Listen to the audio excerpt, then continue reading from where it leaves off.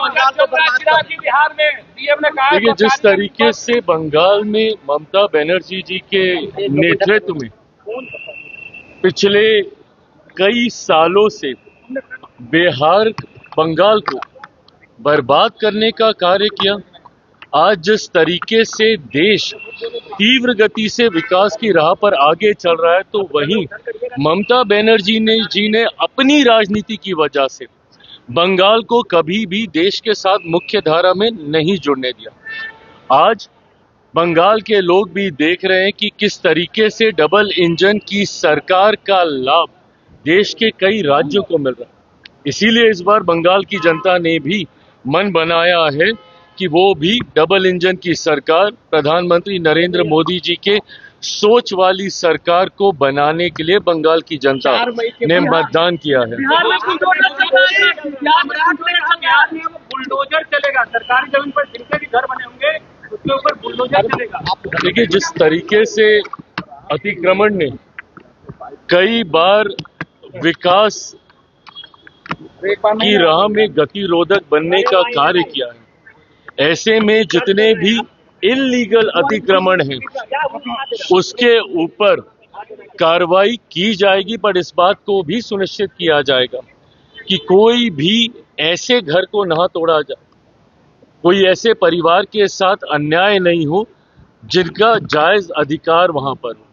साथ ही में लोक जनशक्ति पार्टी रामविलास ने, हम लोगों ने हमेशा इस बात के पक्षधर रहे हैं कि जो गरीब परिवार है पहले उनको वैकल्पिक व्यवस्था मुहैया करा के दी जाए। किसी का भी घर उजाड़ने से पहले उनको एक ऑल्टरनेटिव जगह मुहैया कराई जाए और उसके बाद जो उचित कार्रवाई, जो भी न्याय संगत कार्रवाई हो, उसके बाद उस कार्रवाई को जरूर किया जाए। 4 मई के बाद बिल्कुल सही बात है, और एक के बाद एक उन कार्यों को हम लोगों ने धरातल पर उतारने का भी काम किया है जिन जिन राज्यों में चुनाव से पहले प्रधानमंत्री जी ने वादे किए हैं।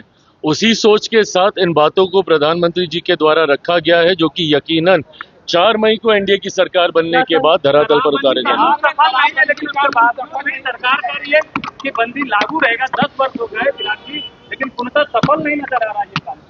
देखिए कानून में जहां पे त्रुटियां हैं जरूर उसको दुरुस्त किया जाएगा।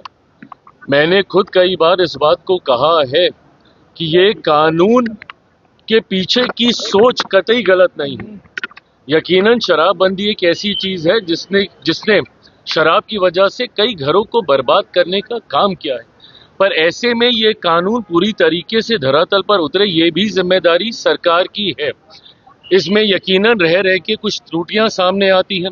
जहरीली शराब के निर्माण जैसे कार्य हम लोग को बिहार के अलग अलग क्षेत्रों में देखने को मिलते हैं। सीमावर्ती इलाकों में जिस तरीके से आयात होता है वो हमारे लिए कई बार चिंता का विषय बनता है।